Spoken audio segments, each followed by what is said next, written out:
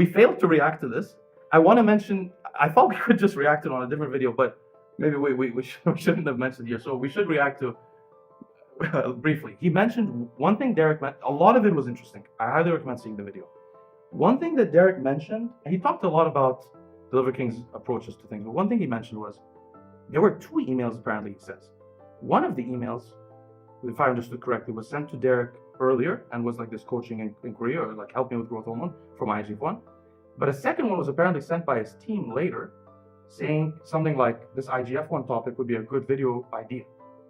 The second video, the second thing from his, without a response from Derek. So interesting. So Liver King has just given permission for him to publish the information, except the coaching part. But that's a small part of it. He gave him permission to publish the fake natty stuff, to my understanding, unless this IGF-1 level thing was in the second email not connected to the drug use, but it wouldn't make sense because they know they sent the first email. So even if you didn't see it, so they couldn't risk that. So maybe they it didn't look like Liver King acted like he felt like he gave permission. No, it did. So Derek pointed out that just before this time that the email was sent, Liver King started going on this recent rampage on, or I don't know if it's the recent one, but he went on a rampage of podcasts. Yeah. To get those, you usually reach out to the podcast. You have a team reach out to them. These people do that. And so he must have hired a team to do an intentionally very prolific podcast tour. And Derek says he thinks he was planning to do this as as something to build up demand before he released the fake natty part. So he seems to be taking the fake natty part. I thought maybe he was covering his tracks because he realized that Derek could potentially make a video about it. So say I give permission so you can make a video. So I'm coming out with it. But Derek probably searched then, saw the older email. I don't know if this is exactly the chronology. Saw the older email, then realized, wait a minute, he was a fake natty. He wasn't trying to make a video. And so he's like, okay, I'm going to make a video about it. Probably then maybe mentioned to Steve. And then Steve's like, or maybe Steve told him before, I don't know. But Steve didn't tell me before. So he maybe mentioned to Steve, and Steve was like, oh, actually, this guy had hired me for 2 weeks, sent in a request for him, same thing, he wanted IGF-1. And then maybe Derek was like, well, he's okay with it being published, so we should publish this information. This is what I heard in this video. I don't know if I understood it correctly. You guys can clarify. But that would basically mean that, both of them then haven't committed major integrity issues. Well, Liver King could clear all this Which up. is what I was suspicious about. But the problem is that Liver King, like from the beginning, he doesn't want to distract from his message. Like some of these guys who want to promote this lifestyle, they're using chemistry, but if they talk about the chemistry, the whole conversation is going to be about the chemistry. No, you don't understand. You don't understand. Some people are saying that the Liver King's approach in the fitness industry won't change, that he's going to make everything good money. The same. No, he's going to make good money and it won't be affected because most people don't care or he has a good message. I don't know if it'll be affected, but I can tell you there's a large Liver King I will never desiccated or glands of animals, like animal products as supplements. So are people going to be less likely to buy those supplements because Liver King was lying? I'm not so sure. I think so. You're less likely to buy the question is how big is the fitness population in his market, in his base? I don't know. If it is big, it'll be significant because I think the people who watch YouTube fitness almost all care and think fake natties are bad people, genuinely bad people. They might not even disbelieve his advice. They might carry on, just not support his brand because they hate him. I want to see the sales numbers. Like, I really would love to see. It would be so interesting. Did the sales peak because of the increased exposure and attention? Did they drop because people probably are boycotting it? Actually, it would show the audience how trivial their obsession with steroids is.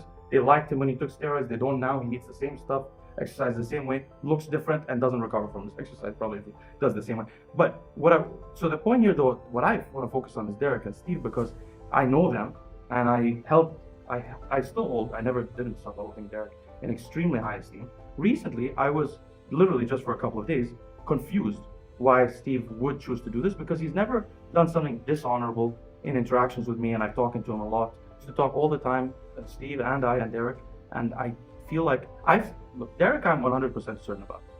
And that's why I was even unsure about him revealing the information from his. But if Liver King said make a video about it, that's completely different. He now has you know what I'm gonna do and you're okay with it, that's fine. I don't have loyalty to it. I don't know it, I'm not your friend, and I hate liars in the public health sphere specifically. Then Steve, on the other hand, I was questioning the last couple of days because I was thinking, how I thought maybe he had a long consulting relationship with this guy, like 6 months to a year. And that would be like, oh, so you benefited from him till you realized you couldn't probably, something happened, he wasn't helpful, and you turned jaded? That doesn't sound like Steve to me.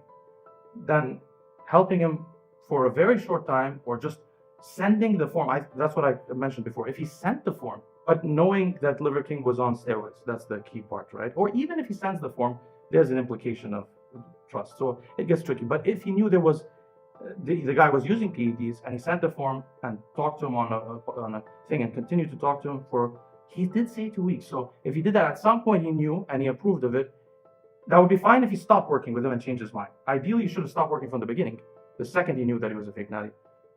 Maybe he started claiming he was a fake natty later. That could be the other explanation. If he did it later, he'd be like, wait a minute, you've been doing this? He could send him an email, say, come clean with it. I guess in the beginning of Liver King's career, he wasn't like parading around saying, I'm natty. Like it was more of ambiguous, maybe. And then later it became more like, I'm natty. And then he's like, no, you're not.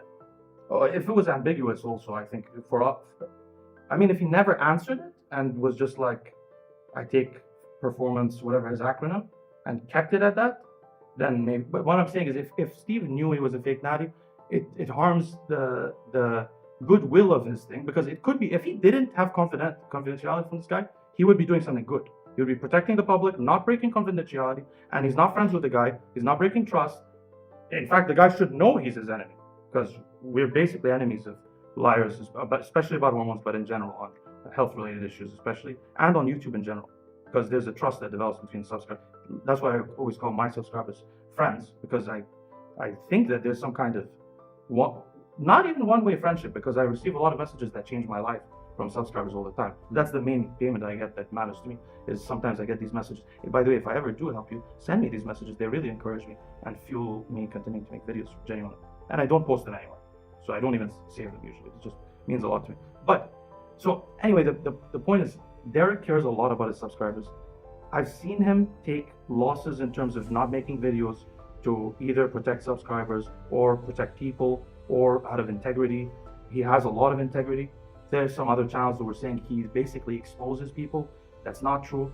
This is not even, clearly the other channel doesn't watch his channel or understand the value that he gives, which is why the other channel doesn't have much value that's saying this.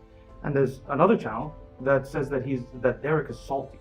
I don't even remember why I was saying he's salty, but literally Derek is the least salty person.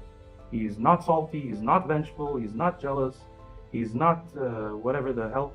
Derek spent, and this is a true testament to him, not for benefits from me, like because someone else did the same thing to him, whose name is Chris, the good-looking loser on YouTube. You can see his old videos, he's amazing also.